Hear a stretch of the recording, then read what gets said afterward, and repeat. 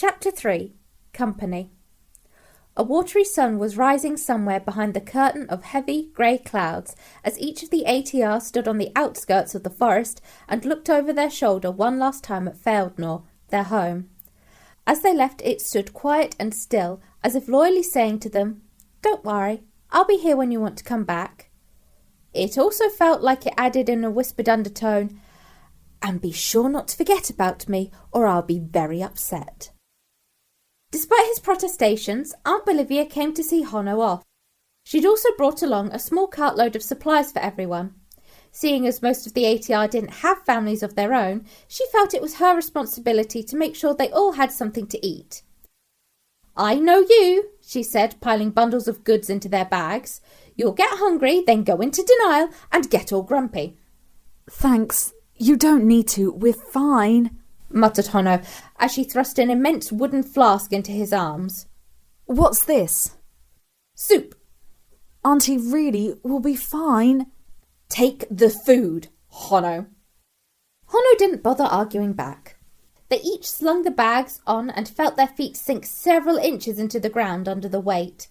Aunt Bolivia waved them off, only looking the slightest bit forlorn, before retreating back under the canopy and disappearing from sight. From the treetops, the White Queen, Feldnor's protector and proud mother of Delilah, watched the Aguiar leave, her face as inscrutable as ever. When they had cautiously approached her to ask if she would guard Feldnor in their stead, she had, of course, agreed, even though she didn't know why they asked, as she already did it anyway. At their request, she had also agreed to let her eldest daughter travel with them. She didn't know why they asked her this either, as Delilah was obviously desperate to get out and explore. Wasn't it clear she was going to get her way? The White Queen supposed that, due to their short lives, there was so much this small group of Feldnotians didn't know yet. Being a mother, the White Queen knew a lot. Being a guardian to the entirety of Feldnor meant she knew an awful lot, even more than Aunt Bolivia. What this journey meant, what it could do to each of them, what was in that soup. She knew Delilah and her friends would have to summon all the fortitude they had if they were to overcome everything that lay ahead. To sink or to swim. She sighed and pushed a lock of long white hair out of her face. Long hair could be very beautiful, but it got everywhere, no matter who you were. In the grassy plains below, the Aguiar wound their way towards Nausea and the sea. Leaving home felt like wading through thick mud, which to some extent they actually were, and none of them were in any great hurry. Nevertheless, the pull of the road ahead gently insisted they go on, away from what they knew and into uncertainty. It was a long walk across the plains to Nausea. They would have moved swifter if it weren't for the sludge and slurry of the paths. Once upon a time, these had been firm and dusty, well trodden by wayfarers. Now the ground was saturated, making the close-set rise and fall of the land a nest of traps for sudden slips and twisted ankles. By the time the group passed under the main gate of the capital city, all of them felt weighed down with damp trousers, a grumpy mood, and the knowledge that it was a long while until dinner. In contrast to his companion's sodden dreariness, G.A. was in a relatively good mood, not least because he was the only one who hadn't fallen into cold mud. He enjoyed seeing the familiar streets of Nausea once again, the setting for numerous strange childhood adventures. He also found it a great relief not to be burdened with worrying about keeping Delilah secret while digging up the mysteries of her past, like on his previous visit. Out of respect to the ever-superstitious residents of Nausea, Jair had dispensed with his usual cape and concentrated on being as translucent as possible, although his blue eyes still stood out quite clearly as he floated beside Delilah. No self-respecting Nausean went out in weather like this. That said, the Nausean street sellers were a breed apart and weren't hampered by such trivialities as infinite precipitation. Things needed selling, and they were going to sell these things even if it meant drowning in the process. Ducking and diving between bunches of lobster claws, stacks of bracelet, jars of pickled beard shavings, don't ask, and towers of beeswax, Abram suggested they buy a little food. Although they had more than enough from Aunt Bolivia, holding purchases might at least fend off the weaker sellers who only gave up after being ignored twice. This decision lifted all their spirits, though considerably deflated G.A.'s. Despite not actually having a stomach to make him hungry, he still knew how he had once loved fried aubergine and mushrooms in steam-baked bread. Seeing the others eating such good food made him feel separate and a bit lonely. He was still kicking himself about how he had missed a chance to eat food not too long ago, when, thanks to a red moon and liquid red magic, he had briefly regained a physical body. Too bad I had to be preoccupied with having a mental breakdown to have any breakfast, he thought, staring longingly at his brother's meal. Go away, said E.A., not needing to look to know his brother was hovering behind him with wide, curious eyes. I just want to look at it, G.A. sighed plaintively. You're being annoying, said E.A., holding his food a little closer. Please? No. Oh, just kill me now, groaned the thwarted ghost. Bit late for that, isn't it? Cut in Annie, dancing alongside them. G.A. howled. Annie collapsed into giggles. Don't worry, love you really, she teased, patting his blue outline kindly. You don't have to eat, so you'll never get tummy ache. That is a plus, I suppose, said G.A., looking immediately happier as they rounded a corner and emerged onto the harbour. Because you're dead, I wonder if you could eat food if it was dead too, Annie wondered. But to be food, the food has to be dead anyway, and stuff like veggies are already dead because you dig them up. But you say ghosts can't eat those. G.A., is being dead actually your excuse not to eat your greens? Annie stared at the ghost suspiciously, but to her fury, G.A. wasn't paying attention. Spinning her head in all different directions, she spotted what he and the others were staring at. A small flock of Nausian errand runners and officials were scurrying to and fro among scattered crates, barrels, sacks and boxes. More Nausians, who were not in royal uniform but dressed in sturdy, weather-worn travelling clothes, were carving paths among them like sharks in a shoal. They were calling instructions and guiding the scurrying activity up and down a broad wooden gangplank which stretched from the harbour wall up onto the upper deck of a sailing ship. By Nausian standards, it wasn't particularly glamorous. It was 103 feet long and looked slightly squashed. There were no carvings on the prow, nor a name emblazoned on the stern, but its decks were alive with hustles and indeed several bustles, as everything on the harbour was loaded aboard. In the eye of the storm of activity, one figure immediately stood out. Prince Tepid was positioned amidst the crates and barrels, gazing serenely at the busy scene. An errand runner was waving a waterproof parasol above his blazing ginger hair, as if the rain might extinguish it. He was dressed in glorious dark blues and gold, with the most enormous wide-collared cloak slung about his shoulders and pinned with the leaping fish of the Nausian coat of arms. The errand runner spotted Abrian and Honno standing in front of the ATR and whispered something to Tepid. The prince spun about at once, nearly sending the poor errand runner flying, spotted the failed notions, and flung himself towards them with all due pomp and theatre. "You're here, at last!" he declared, sweeping towards them with arms wide, but stopping short by several inches when he saw how muddy they were. "Isn't this all marvellous? I honestly cannot express how pleased I was when I heard you, of all people, had taken the job." "Of all people?" muttered Morphea, her eyebrows raised. "It seems you owe me nothing, yet I owe you more and more." Tepid laughed. "I see you've come prepared with your usual troop, although, my, I must say I haven't met some of you before." Delilah jumped as she was elbowed in the ribs. "Oh, me? Sorry, my name's Delilah, Your Highness.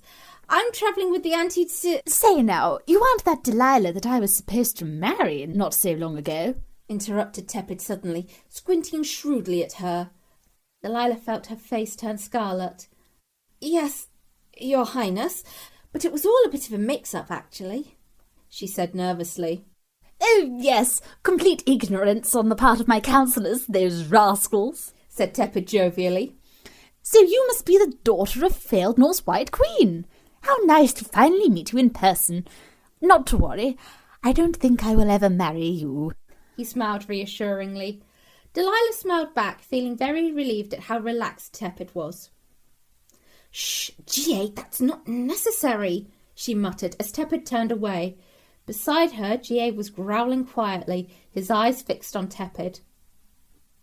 "You wouldn't mind telling us what exactly is happening, Tepid?" asked Morphea. "The summons you gave us said that if we travelled to Nausea, we'd be given transport to get us to where we needed to go. Abrion's calculated a rough idea of the part of the sea we'll need to get to. Should be a bit of a long walk over land, but with some good boots we'll be all right. Is that what's in all those crates over there?" Well, boots are part of the contents, yes, said Tepid, looking a little confused. "But you'll be travelling on foot, yes?" interrupted Abrion. "It's all planned out in here." He held out a scroll of parchment. "We've all agreed that's how long adventures to get to faraway places with a relatively large group of interesting individuals goes. It says so in all the good books. I've had EA check." Tepid peered at the plan and the crude sketch of a map at the bottom. "No," he said slowly. "I'm afraid that is the wrong place entirely. The location we're heading to is far more likely over here." He indicated somewhere far off the edge of the page. "Though, of course, we will be stopping here first." He pointed to a blank space in Abrion's drawing. "And travelling in this," he added, straightening his collars and turning to the ship. "Be good fellows and scurry along there. I must go and have a word with my official steward, but I shall be with you in 2 shakes of a fish's tail." Before they could say a word, with another swirl of his cloak, Tepid had sashayed back into the crowd. A tall person in an expensive-looking coat was waiting and immediately engaged him in a serious conversation. The ATR were dumbfounded.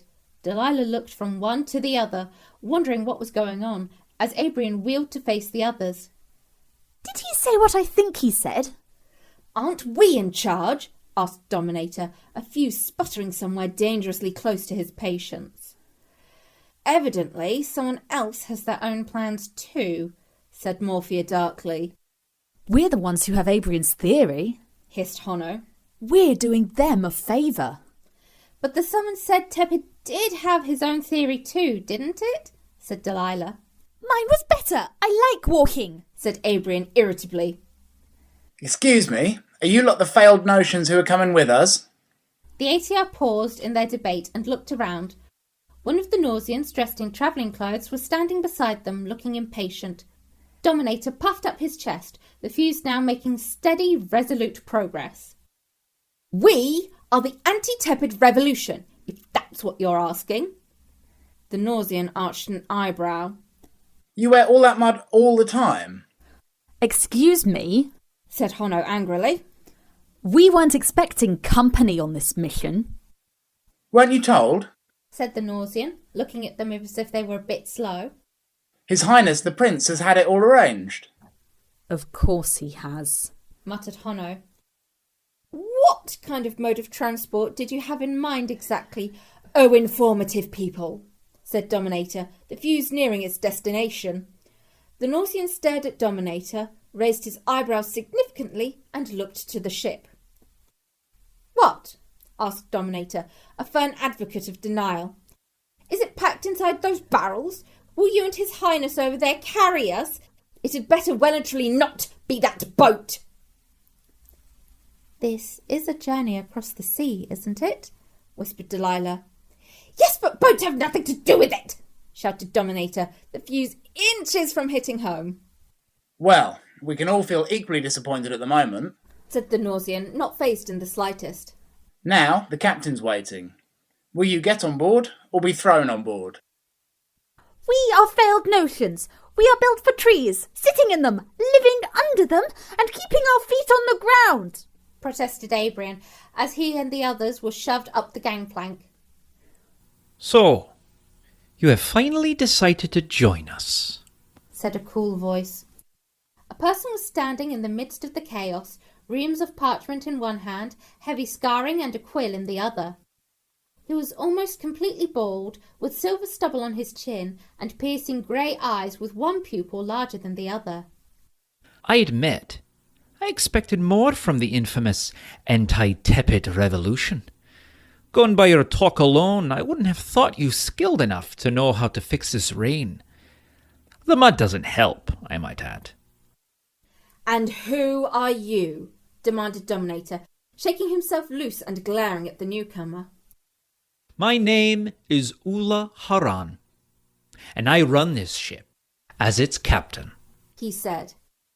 His manner was curiously calm, but mists of foreboding crept towards everyone as they met those eyes. Even Dominator held back a moment. Captain Oola put the papers aside and folded his arms with an appraising stare. And you are our party. Intriguing. His eyes fell on each of them, lingering the longest on G.A. Very intriguing, he said. Who's your friend who's lurking out of sight? He's Jogi Aluiciuous, said Abrian. He's a ghost, and he's coming with us.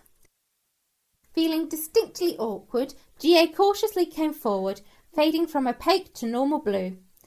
Whispers scattered from the Nausians like marbles. Captain Oola looked long and hard at him. Tell me, he said. Do you count yourself as lucky? I don't know what you mean, said G.A. A ghost is a curious creature. You've died, but you're not with the dead. What does that say about you? I'm not in the wrong place, said G.A. with a hint of defiance. I'm exactly where I need to be. Oola's mouth twitched, his expression unreadable. Aren't we all? G.A. didn't know what to say, but the captain had already straightened up to address the rest of the ATR. You will all of you understand myself and my crew accept no responsibility for you. I expect you to accept full responsibility for your own welfare, and that each of you will pour every effort into every task asked of you. What do you mean? Blurted out Hono. Do you mean we're going to sail? Captain Oola turned his gaze to him, seemingly amused. You will all learn on the job. I won't have you doing nothing on your way to whatever's making the rain. Actually do sailing? Said Abrian incredulously. But I'm already fully educated in other occupations. My head hasn't got the room. Your job is to deal with the source of the rain, said Oola. My job is to make you suffer. But fear not. He smiled. You'll get used to it. The sound of footsteps rose up the gangplank as Tepid appeared. As he stepped aboard, the errand runner behind him folded up the parasol, passed it to Tepid as if it were a sword, bowed and backed away down the gangplank. This was more difficult than it first appeared, and there was a soft scuffle and a thud before they reached the bottom. I do believe that's the last of it, said Tepid, glancing at the receding luggage. I shall hand over to your good guidance, my dear Captain, as you've already met my comrades. He nodded towards a very sour-looking ATR, who all collectively felt the rug had been thoroughly pulled from under their feet. Let's see now. Permit me to introduce... But the captain interrupted. Forgive me, sire. I do believe introductions will have to wait. We are on a schedule and the prevailing winds won't last. Tepid smiled. Oh, quite right, quite right. Thank you for reminding me. He leaned over the rail and called to the gaggle of errand runners on the harbour wall. You lot can head off now. I will be returning soon enough. The city is in your hands, my dear Oswald. I'm sure it will be in one piece when I arrive back. This he spoke directly to a tall person, the one wearing the expensive-looking coat. They all bowed respectfully. We will have all the necessary arrangements in place for your swift return, sire. Wonderful, wonderful. It pains me to leave. I miss your little faces already. Tepid called, waving cheerfully. For that significant meeting you're due to attend. What? Oh, we're moving. Must be off now. Goodbye, said Tepid, apparently unable to hear him over the gentle breeze. May safety and soft seas greet your highness, called Oswald. The errand runners about him chorused the same as the mooring lines were loosened and great poles pushed the ship away from the harbour walls. Very slowly, the vessel inched its way from the mild sea, scooped in the arm of the breakwater. Then the waiting current that threaded its way across the feet of the headland began to pull at its hull. The sails began to ripple with a restless wind, and the prow turned away from the tumble of buildings, high cliffs and stone walls of nausea, and set its sights on the grey line of the horizon ahead.